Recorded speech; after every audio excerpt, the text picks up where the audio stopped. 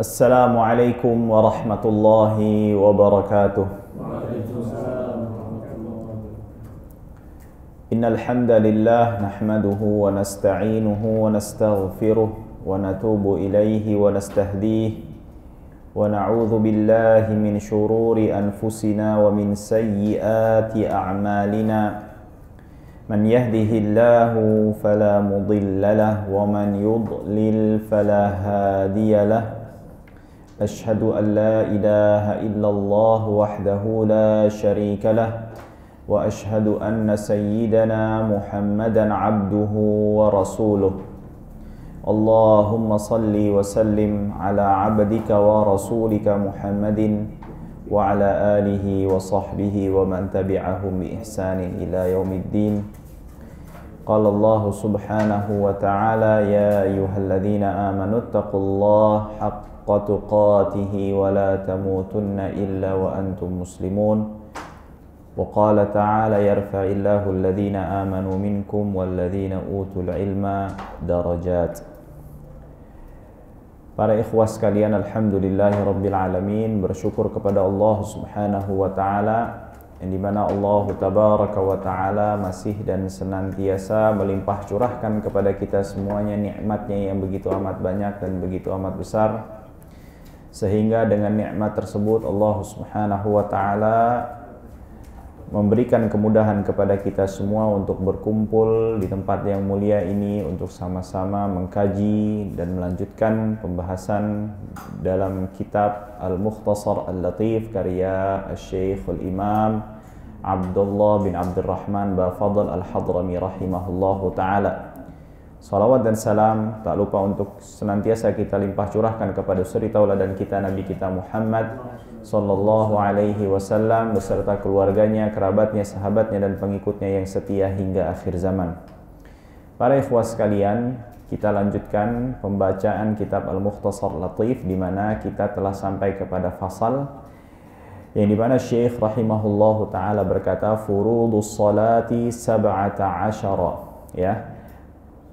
Rukun daripada solat yang wajib untuk dikerjakan di dalam solat itu ada 17, ya.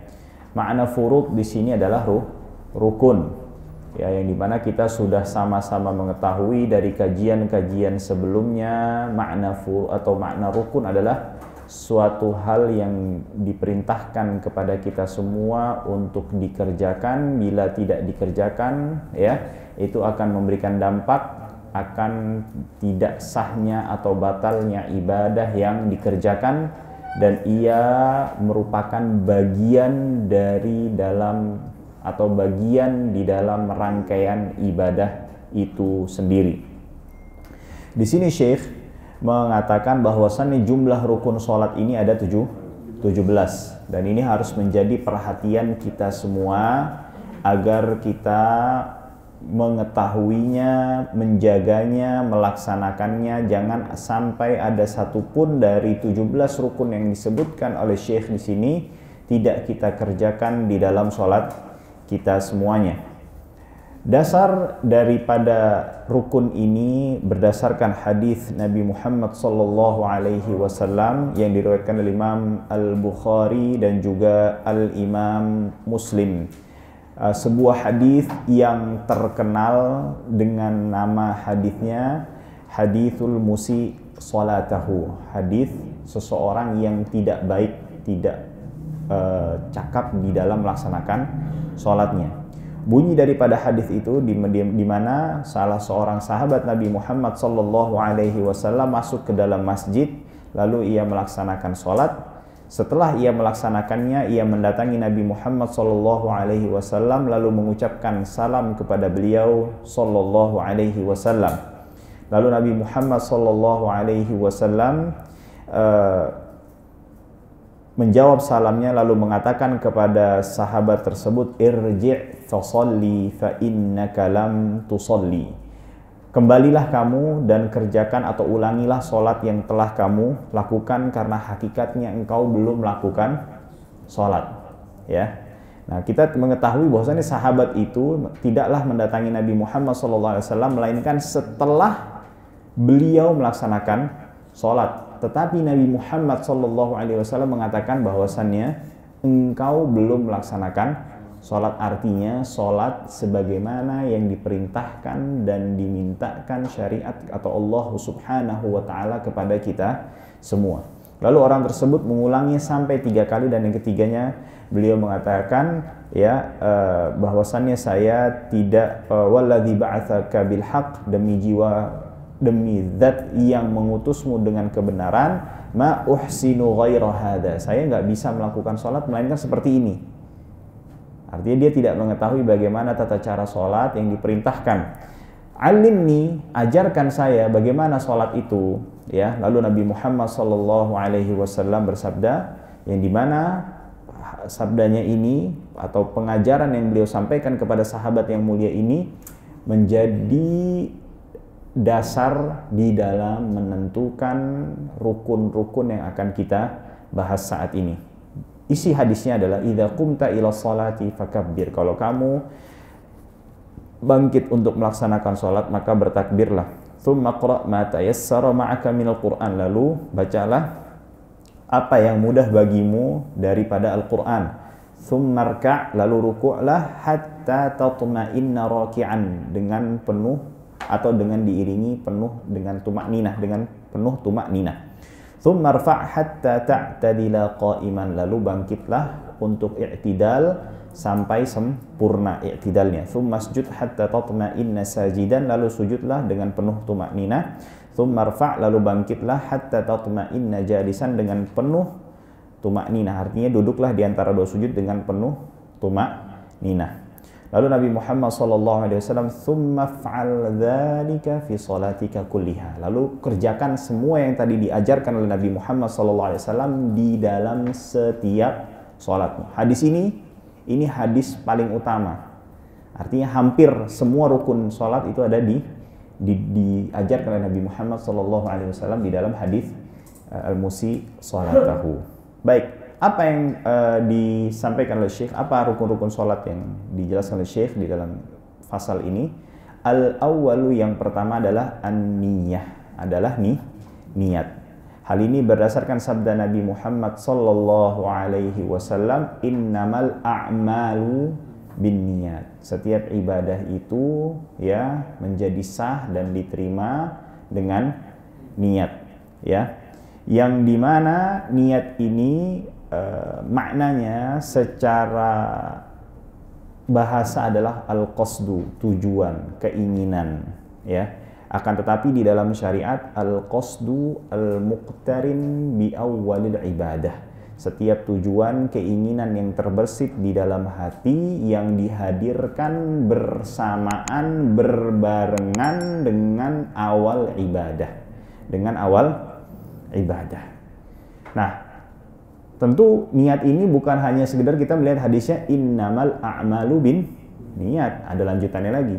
Wa innama likullin mri'in ma nawa.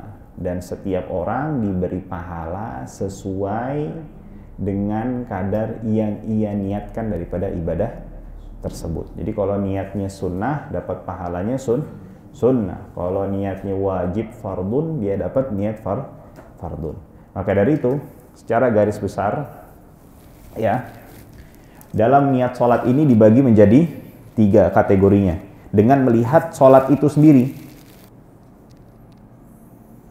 Yang pertama sholat adalah sholat fardu. Seperti apa? Zuhur, ya, maghrib, isya, dan seterusnya, ya. Lalu yang kedua adalah sunnah, salat sunnah. Yang ketiga juga sunnah juga. Sabar, jangan bertanya-tanya karena sunnah ini ada perbedaan. Tapi sunnah di sini adalah yang memiliki waktu khusus dan atau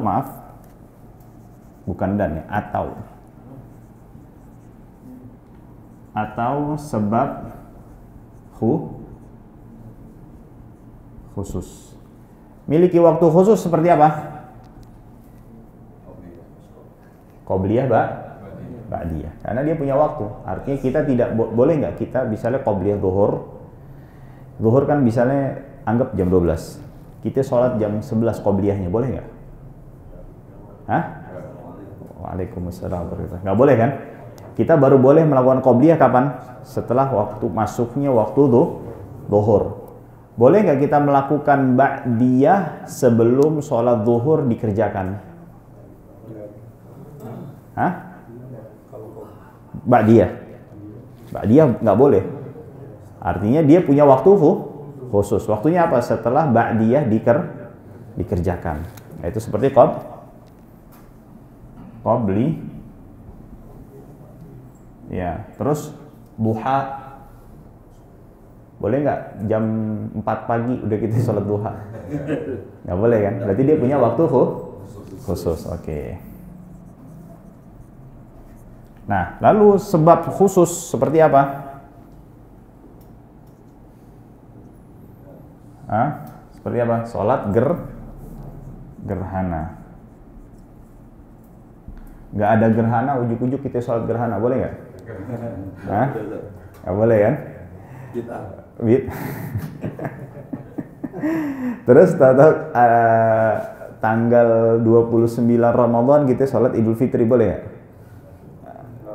Nggak boleh kan? Nah itu dia Idul Fitri. Ini menurut mazhab Syafi'i kan sunnah ya. Idul Fitri. Atau ini aja deh apa? Sholat witir lah. Ya sholat witir.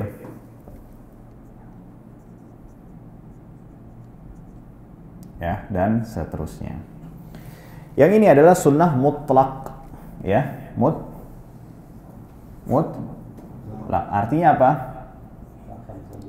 Tidak terikat waktu atau kondisi tertentu. Ini ya antum mau memperbanyak ibadah, pendekatan diri, pahala kepada Allah, banyakin aja sholat ini, ya. Nah, kecuali di waktu-waktu yang dilarang. Kita udah bahas kan itu kan, udah kita tahu ya. Kecuali kalau sunnah mutlak ini nggak boleh dikerjakan di waktu-waktu terlarang. Berbeda dengan sunnah yang memiliki waktu dan sebab. Masih ingat? Kalau sebabnya sebelum sholatnya, boleh kita kerjakan di waktu terlarang. Kalau sebabnya setelah sholatnya,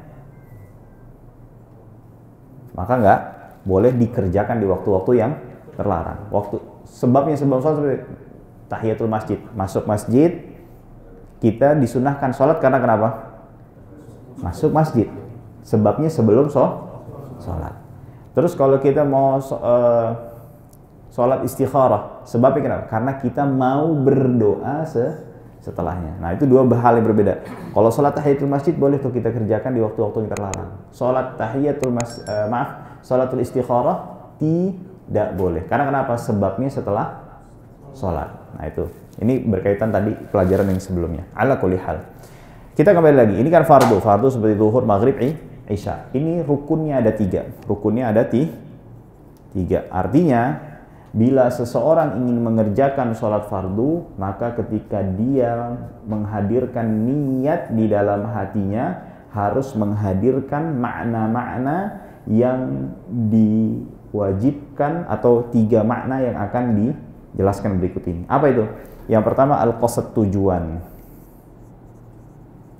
atau maksud, ya.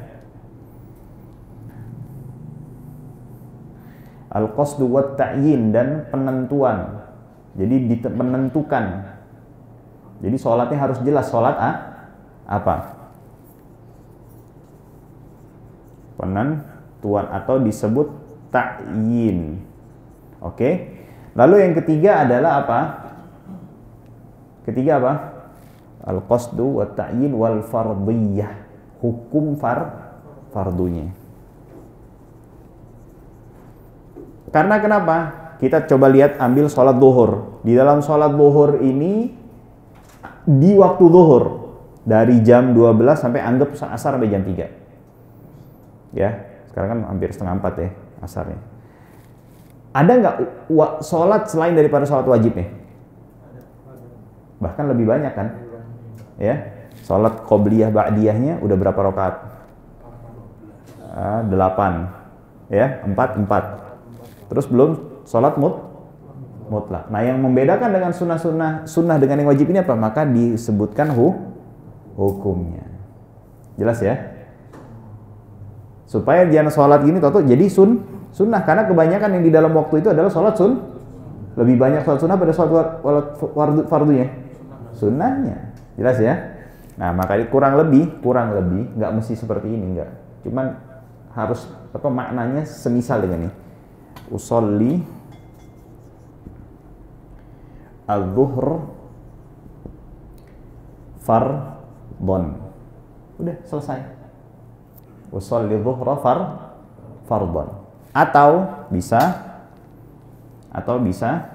ya. Usolli, maaf jadi agak ke bawah ya. Fardhu adzuhri. Selesai niatnya. Mudah kan? Hah? Oke. Adapun kalau sunnah ya, maaf ini bukan pengkhususan, lebih afdalnya ya, pengkhususan. Betul ya? Hah? Betul ya? Lebih bagus bahasanya. Zuhur. Nah, adapun kalau sholat yang sunnah tapi memiliki waktu khusus dan sebab yang khusus, rukunnya cuma berapa? 2. Ya. Apa itu? Pertama tujuan dan pengkhususan.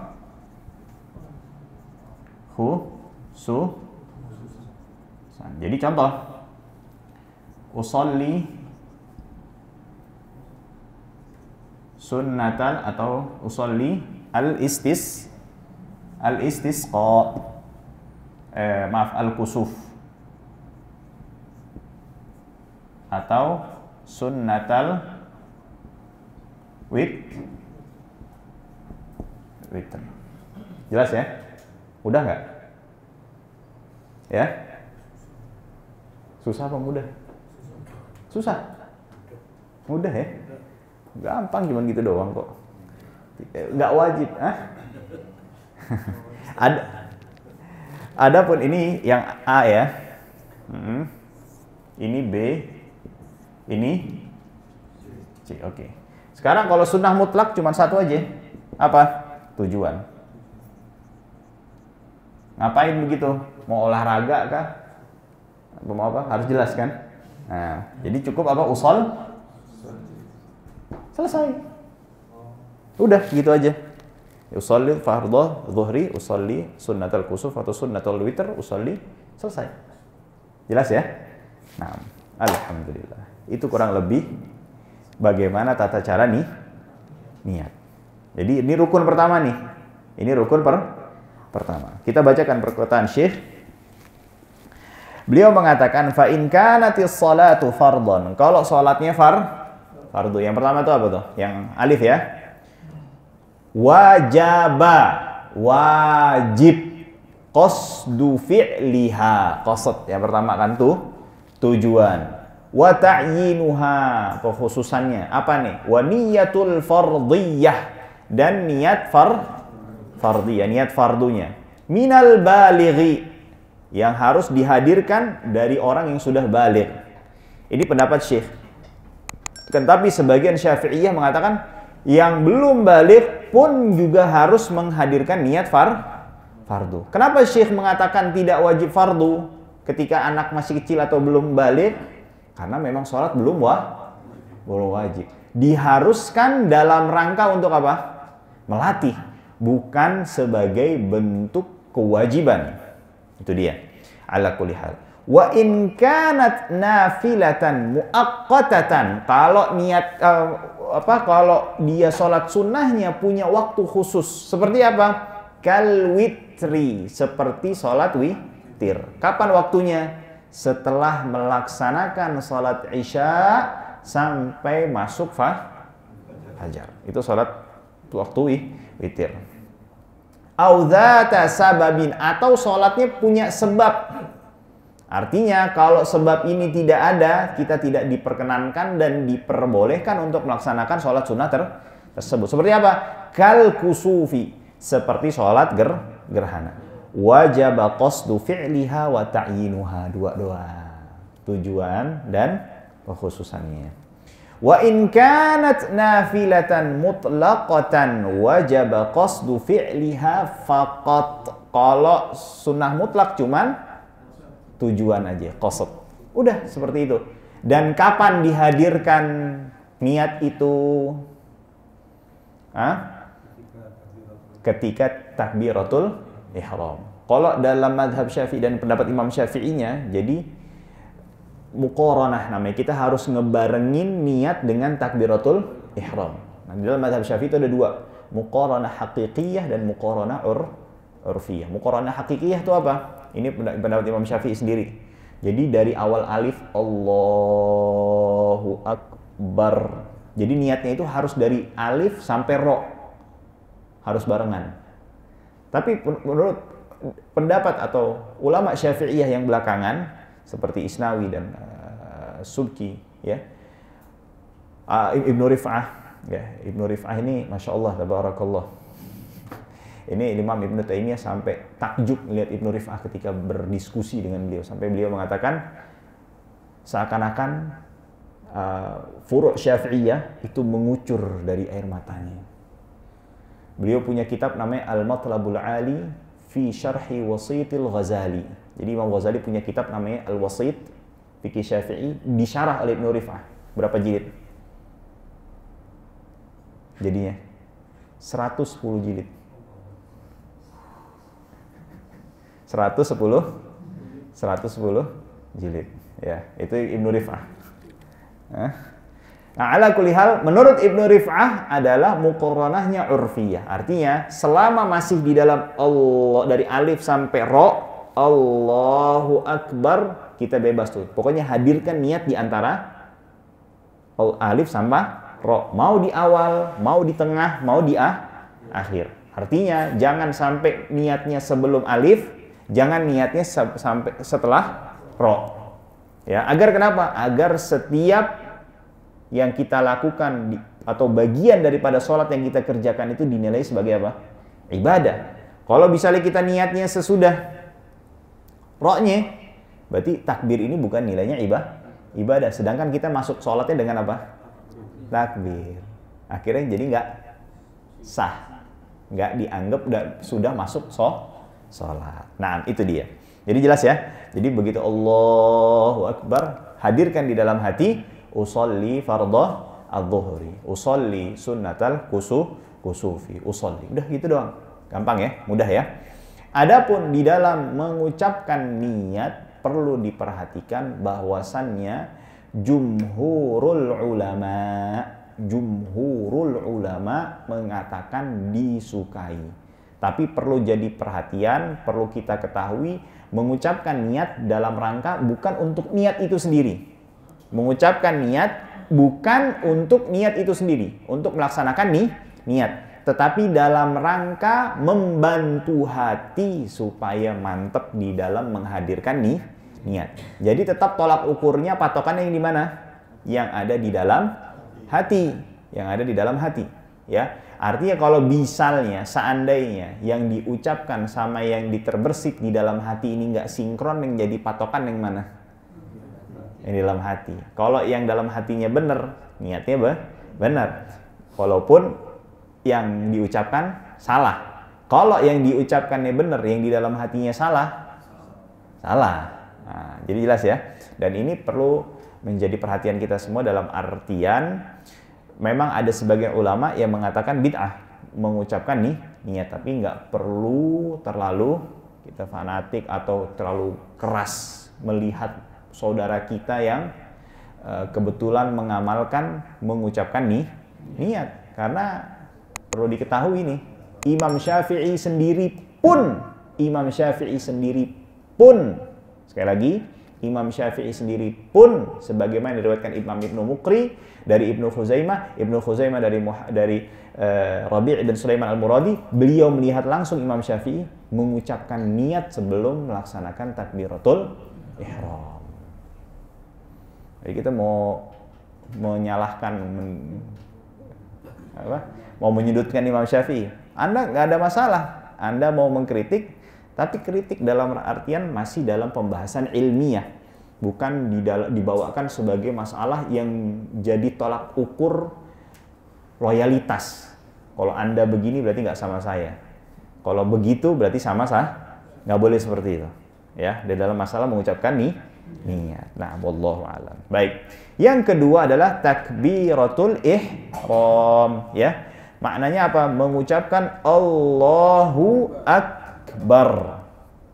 Hal ini berdasarkan sabda Nabi Muhammad SAW, "Idza qumta ila shalah fakabbir." Kalau kamu bangkit untuk melaksanakan sholat, maka bertakbirlah.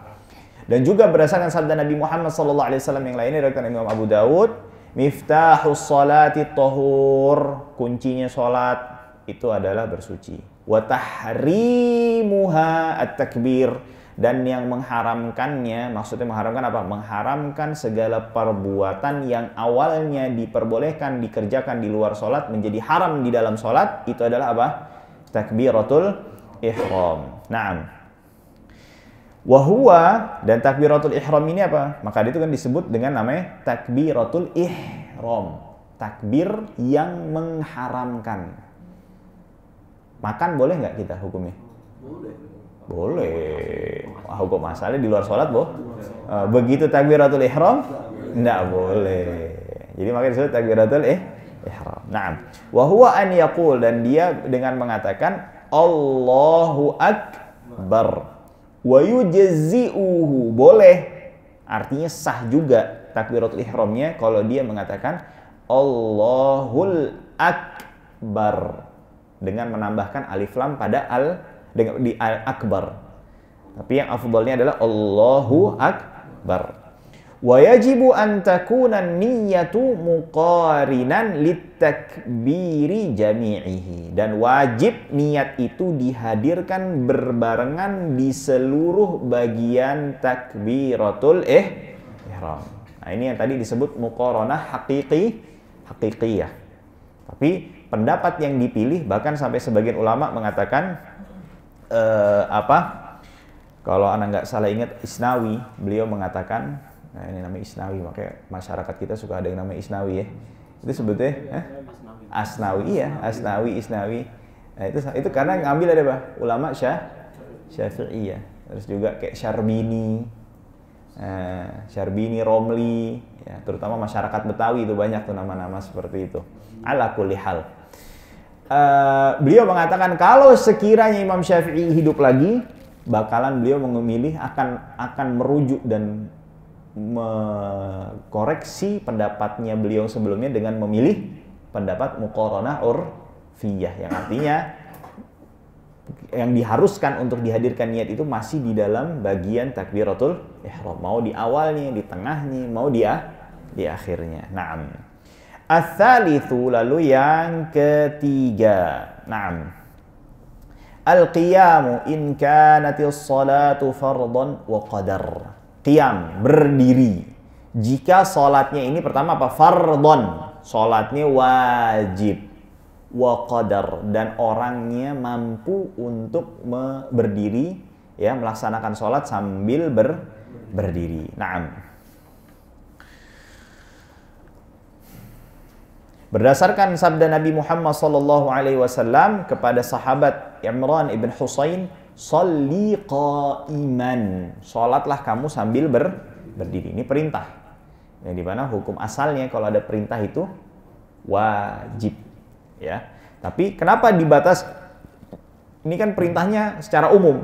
Mau salat fardu, mau salat sunnah. Kenapa dibatasi dengan salat fardu saja? Kan Syekh mengatakan fardhon wa qadar. Kalau salatnya wajib dan dia mampu, ya, dikarenakan Nabi Muhammad SAW ya melaksanakan sholat sunnah itu beberapa kali, ya, dalam kondisi sambil duduk, menunjukkan apa? bahwasannya kalau sholat sunnah boleh dikerjakan sambil duduk. Terlebih lagi di dalam hadis, ada di dalam hadis riwayat orang yang melaksanakan sholat sambil duduk itu mendapatkan pahala separuh daripada orang yang melaksanakan sholat sambil berdiri. Dan para fuqaha mengatakan konteks hadis ini berbicara di dalam sholat sunnah. Sholat sunnah. Nah, fardhon wa qadar. Tentu masuk ke dalam fardu di sini yang semisal dengan fardu. Contohnya apa? Kalau ada orang nazar untuk melaksanakan sholat. Misalnya kalau saya dapat ini, contoh tuh nazar ya, satu jenis nazar, dapat ini saya akan sholat 2 rakaat misalnya. Nah maka 2 rakaat ini yang awalnya sunnah menjadi apa? Wajib karena nazarnya. Maka nggak boleh dia melaksanakan sholat nazar tersebut dalam kondisi sambil duduk. Karena kenapa? Sudah menjadi kewajiban bagi dirinya. Dan termasuk yang di dalam masuk ke sini adalah sholat-sholat fardu kifayah. Seperti apa? Sholat jenazah. Maka nggak boleh sholat jenazah kalau kita mampu untuk melaksanakannya sambil berdiri, lalu melaksanakannya sambil duduk. Nah ini perlu menjadi perhatian. Sekali lagi Ana ingatkan, ya seringkali kita dapatkan kadang-kadang ini suka dapat masalahnya. Orang-orang yang masya Allah usianya udah dikasih banyak sama Allah Subhanahu Wa Taala, ya kadang-kadang suka punya masalah di persendian. Dia nggak bisanya sujud atau nggak bisanya duduk di antara 2 sujud, tapi dia sudah langsung memulai sholatnya dari awal sambil berdiri. Itu nggak boleh. Itu tidak diperkenankan. Karena apa? Dia bisa berdiri, bahkan dia bisa jalan. Nggak boleh duduk dia melaksanakan sholat di awal memulai sholatnya sambil duduk. Dia harus tetap berdiri terlebih dahulu. Baru di bagian yang tidak dia mampu untuk melaksanakannya secara sempurna, baru dia ganti dengan duduk. Sekali lagi Anda ingatkan, orang ya yang punya masalah di persendiannya, dia tidak mampu untuk melaksanakan sholat di bagian sujud atau duduk dan duduk di antara 2 sujud dengan sempurna, dengan sebagaimana mestinya. Maka dia tidak diperkenankan memulai sholat dengan sambil duduk. Kalau dia mampu untuk melaksanakan sambil berdiri. Jadi dia harus sholat berdiri dulu. Baru ketika dia sujud dan duduk di antara 2 sujud, di bagian-bagian tempat yang dia tidak mampu untuk melaksanakannya, baru dia ganti dengan atau dia kerjakan sambil dia duduk. Kalau dia sholat sambil duduk di awal, sedangkan dia mampu untuk berdiri, sholatnya apa? Batal. Karena fardunya, rukunnya tidak dipenuhi. Jelas ya? Nah ini perlu menjadi perhatian kita semua, agar kalau misalnya ada nemu kolega kita, keluarga kita, atau teman-teman kita, tetangga kita, coba diingatkan. Tapi ingatnya jangan depan orang juga. Ya, baik-baik, ya kan, ngobrol berdua sambil santai. Kalau perlu diajak ngopi dulu, ya kan. Kalau perlu makan marak labu ya. Naam. Taib. Selanjutnya adalah ar-rabi'u, rukun yang keberapa? Yang keempat. Kita udah ngambil berapa? 3 ya. Pertama apa? Niat. Terus takbiratul ihram. Lalu yang ketiga adalah berdiri. Nah, perlu menjadi perhatian, berdiri dan takbiratul ihram ini harus dikerjakan sambil berdiri. Harus sambil berdiri. Nah, ar-rabi'u qiraatul Fatihah, membaca suratul Fatihah. Hal ini berdasarkan sabda Nabi Muhammad SAW, la salata liman lam yaqra bi Fatihatil kitab atau lam yaqra ummal Quran. Tidak ada salat dan tidak sah atau tidak sah salat dan diterima salatnya seseorang yang tidak membaca suratul Fatihah di dalam salatnya. Membaca suratul Fatihah ini diwajibkan bagi setiap orang yang melaksanakan sholat, baik sholat sendiri, ya sholat berdiri, berjamaah, baik dia imam maupun makmum. Wajib dia untuk untuk membaca suratul Fatihah. Nah, Syekh mengatakan wajibu tartibuha, wajib dia bacanya secara berurutan. Jadi dari ayat pertama, ayat kedua, ayat ketiga, ayat keempat, kelima, keenam dan seterusnya. Jangan 6, jangan 7, 6, 5, 4, 3, 2, 1 atau 1, 3, 2, 4 ngacak. Jangan seperti itu. Wajib tartibnya. Tapi bagaimana Ustaz kalau misalnya ada orang yang benar-benar baru masuk Islam, dia belum sempat belajar suratul Fatihah atau menghafalnya, ya dia bisa ganti dengan membaca ayat-ayat yang lainnya. Kalau misalnya dia ada hafal ayat yang seukuran kurang lebih dengan Al-Fatihah, atau dia bisa ganti dengan zikir, zikir. Kalau bisa 7 macam zikirnya supaya sama dengan 7 ayat. Atau memang dia benar-benar nggak bisa sama sekali, ya. Tapi bukan berarti dia teledor ya. Kadang ada beda nih, nggak bisa karena teledor, memang nggak bisa karena uzur. Ini memang nggak bisa karena uzur, ya. Maka dia cukup berdiri sebatas seukuran waktu membaca suratul Fatihah, secara keseluruhan. Lalu yang selanjutnya di dalam suratul Fatihah ini wajib wa muwalatuha, wajib bacanya berkesinambungan, jangan dipotong-potong, jangan berhenti. Kalau bisa ada berhenti karena ada uzur seperti batuk, misalnya karena ada apa? Misalnya ada mengambil nafas, bersin, itu nggak ada masalah. Tapi kalau bisa baca Bismillahirrahmanirrahim, Alhamdulillahi Rabbil Alamin, Ar-Rahmanir-Rahim. Nah, itu nggak boleh diulang lagi. Baca suratul Fatihah. Wa tasydidatuha, dan dia harus menjaga, memperhatikan setiap tasydid yang terdapat di dalam suratul Fatihah. Dan beliau memberikan perhatian khusus wa ikhrajud dhad minadh-dha, ya. Dan nggak boleh ya mengucapkan huruf dhad menjadi dha. Jadi waladhdallin itu nggak boleh. Itu ada sebagian orang suka begitu. Itu tidak diperbolehkan. Wa yajibu fi kulli rak'atin illa rak'atal masbuq. Dan wajib untuk dibaca pada setiap rakaat kecuali masbuq. Nah, masbuq ini maknanya apa? Makna masbuk adalah orang, dikatakan masbuk adalah orang yang ikut sholat bersama imam tapi waktu berdiri tertinggal sampai tidak bisa membaca suratul Fatihah secara keseluruhan.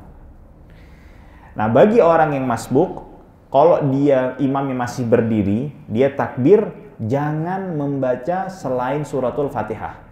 Jangan ta'awudz, jangan iftitah. Kalau dia sampai membaca sunnah seperti ta'awudz, maka ketika imamnya ruku, dia tambahin sedikit Al-Fatihahnya untuk mengganti iftitah. Ini kan ada waktu yang dipakai yang harusnya untuk bisa suratul Fatihah, tapi terpakai untuk apa? Ta'awudz atau iftitah. Dan perlu menjadi perhatian. Kalau misalnya seperti itu dan imamnya sudah naik, berarti ketinggalan rakaat dia. Jadi Allahu Akbar, langsung baca suratul Fatihah. Nah, jangan baca yang lain. Kalau seperti itu kondisinya, dia itu baca suratul Fatihah, ternyata di ayat kelima imamnya ruku, langsung ikut ruku. Jangan dia tambahin, ikutin menyelesaikan Al-Fatihah. Naam. Masbuk ya. Baik. Ini rukun yang keberapa? Keempat, ya. Nah, juga menjadi perhatian membaca al-basmalah. Membaca basmalah. Ya, karena basmalah ini termasuk di dalam termasuk ayat di dalam suratul Fatihah. Bahkan Syafi'iyah berpendapat bahwasannya bismillah itu bagian dari seluruh surat yang ada di dalam Al-Quran kecuali suratul Bara'ah atau suratul Taubah. Artinya di dalam mazhab Syafi'i itu kalau ditanya ayat pertama dari surat Ali Imran itu apa? Bismillahirrahmanirrahim. Ayat pertama dalam surat Al-Baqarah apa? Bismillahirrahmanirrahim. Dan seterusnya kecuali surat Bara'ah. Tentu ada khilafiyah di sini. Kalau pendapat Al-Imam Ahmad ibn Hanbal ya, yang masyhur diriwayat dari Imam Ahmad bin Hanbal, Bismillahirrahmanirrahim ini ayat dari Al-Fatihah, tapi bukan ayat dari surat-surat yang lainnya kecuali di dalam suratun Naml. Innahu min Sulaiman, innahu bismillahirrahmanirrahim. Alla ta'lu alayya wa atuni muslimin. Naam. Lalu yang selanjutnya al-khamisu ar-ruku', ya, ar-ruku', ya. Ini rukun yang kelima. Batas minimal melaksanakan ruku' itu adalah ketika seseorang membungkukkan badannya, ya, yang dimana bungkuknya itu sampai menjadikan tangannya itu sudah bisa menggapai lututnya. Tentu kalau tangannya panjangnya standar ya. Bukan orang yang misalnya tangannya panjang, itu kan langsung bungkuk dikit langsung. Kalau kondisi orangnya seperti itu, dia harus tambahin bungkuk lagi, ya, untuk menyamakan pada standarnya orang kebanyakan, ya. Nah, jadi kalau sudah ini itu sudah dikatakan melaksanakan rukun. Artinya rukunya sudah sah dan tidak perlu diulang lagi. Akan tetapi yang paling afdol adalah dia membungkuk sampai menjadikan punggungnya itu lurus. Berikut juga leher dan kepalanya. Artinya kepalanya tidak naik dan juga tidak turun. Ya, sampai para fuqaha mengatakan seperti lempengan wadah. Nah, itu dia. Sampai kalau misalnya ditaruh air itu nggak akan tumpah. Nah, seperti itu. Nah, dan juga ketika ruku ini bagian sikunya ini agak direnggangkan, dijauhkan dengan bagian samping daripada badannya. Dan dia mencengkram lutut sambil meregangkan jari jemarinya. Seperti itu. Nggak begini, tapi merenggangkan jari jemarinya. Ya. Nah, seperti itu. Jadi nggak begini. Nggak begini, tapi begini. Nah, seperti itu. Nah, itu adalah ruku'. Karena kenapa? Nah, Allah Subhanahu wa taala memerintahkan kita untuk ruku' dan juga untuk sujud, dan juga Nabi Muhammad sallallahu alaihi wasallam ya memerintahkan kita juga untuk melaksanakan ruku' di dalam setiap sholat, yang dimana harus disertai dengan rukun yang selanjutnya itu apa? At-tuma'ninatu fih, yaitu dengan diiringi atau dibarengi dengan tuma'ninah di dalam melaksanakan ruku'. Apa itu tuma'ninah? Bihaitsu yastaqirru kullu 'udwin makanahu, yang dimana setiap bagian tubuh kita itu sudah menempati posisi yang diharuskan untuk ditempati. Nah, dan dia sudah diam sejenak. Ya, sebagian para ulama mengatakan kadar minimal daripada tuma'ninah itu adalah subhanallah.